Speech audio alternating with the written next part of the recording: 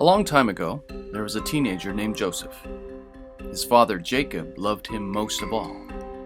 That annoys his 10 older brothers. He also has a younger brother, Benjamin. His father gives him a special coat of many colors. Joseph has dreams that suggest one day all of his brothers will serve him. That really annoys them. So one day, when they're far from their father, they decide to get rid of Joseph. His brother Judah sells him as a slave to a caravan headed to Egypt.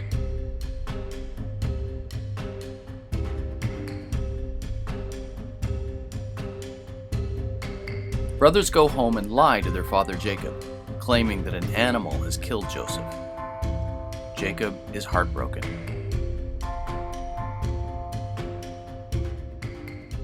In Egypt, Joseph is purchased by a court official. Joseph is talented and blessed by God, so he's soon promoted to be in charge of all of his master's slaves. But his master's wife likes Joseph too and tries to seduce him. Joseph refuses.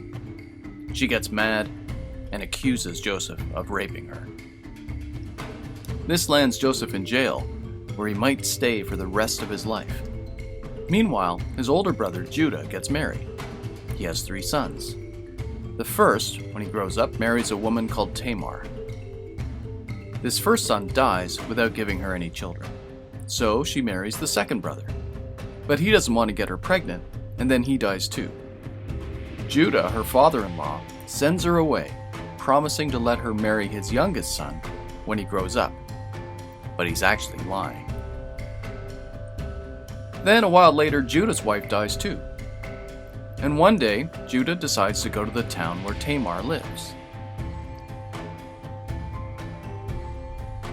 She disguises herself as a prostitute.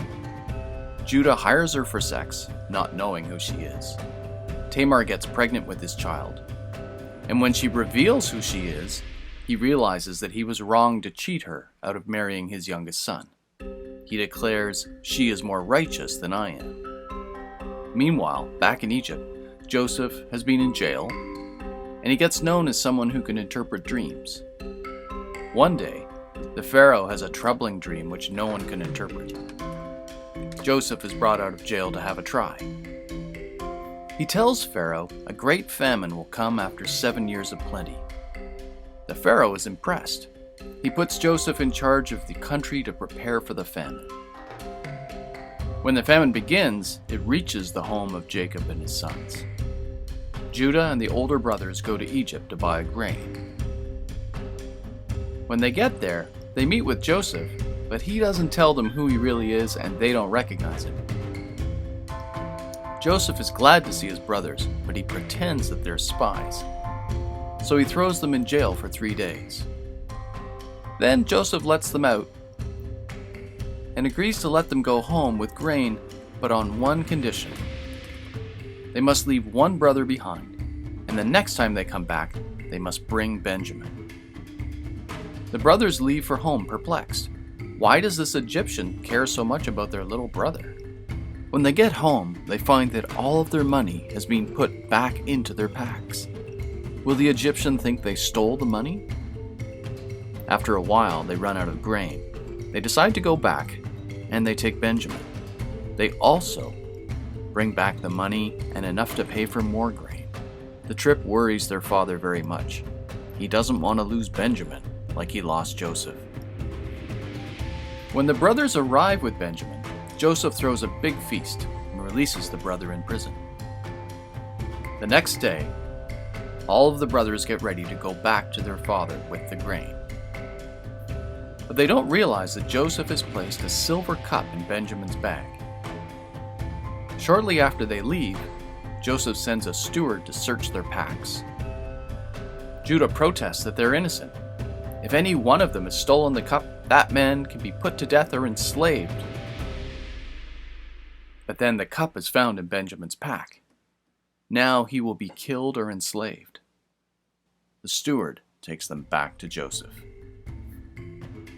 But Judah steps forward. He says, "Take me instead. I cannot let my father lose another son."